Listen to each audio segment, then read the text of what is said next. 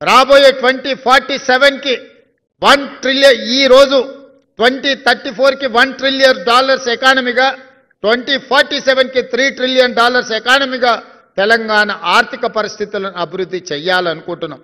ఇవాళ దేశంలో తెలంగాణ రాష్ట్ర జనాభా 2.5%. దేశ ఆర్థిక వ్యవస్థలో మనం 5% ఈరోజు కంట్రిబ్యూట్ చేస్తున్నాం. ఈ 5%ని 10%కి కేంద్ర ప్రభుత్వం 2047లో $30 ట్రిలియన్ ఎకానమీగా మారాలనుకుంటుంది. ఆనాడు ఈ దేశ ఆర్థిక వ్యవస్థలో 10%ని తెలంగాణ నుంచే అందించాలన్న లక్ష్యంగా ఈరోజు మన ప్రభుత్వం చేస్తున్నది. ఆ లక్ష్యానికి చేరుకోవాలంటే మీ వంతు సహకారం ఉండాలి. వ్యవసాయం అభివృద్ధి జరగాలి. రైతుల సమస్యలు పరిష్కారం కావాలి. రైతే రాజు, వ్యవసాయం దండగ కాదు, వ్యవసాయాన్ని పండగ చెయ్యాలి.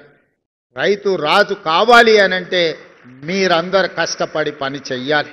మీ కష్టంలో నిజాయితీ, చిత్తశుద్ధి ఉండాలి. మీరు చేసిన శ్రమకు మీరు ఫీజు తీసుకోండి.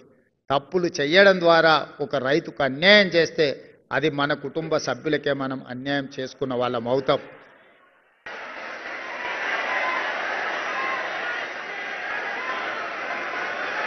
అందుకే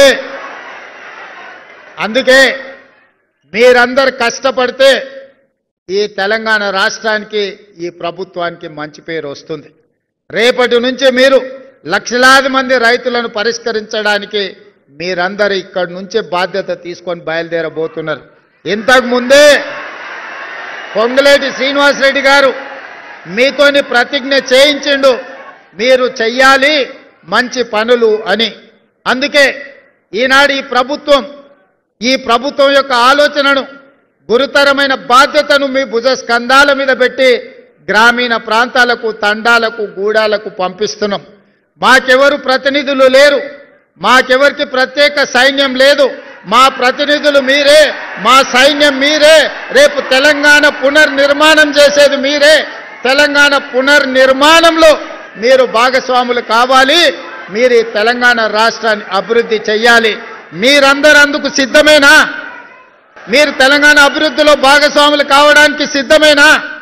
సిద్ధం అనుకున్న వాళ్ళందరూ పెద్ద ఎత్తున చప్పట్లు కొట్టడం ద్వారా 4 కోట్ల ప్రజలకి సందేశాన్ని చేరవేయాల్సిందిగా తెలియజేస్తూ మీ అందరి దగ్గర సెలవు తీసుకుంటున్న. ధన్యవాదాలు మిత్రులారా.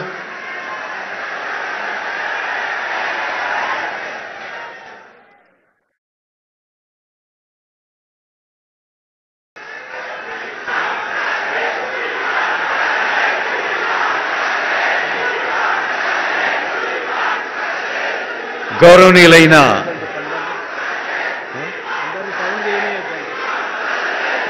మీ ఆనందానికి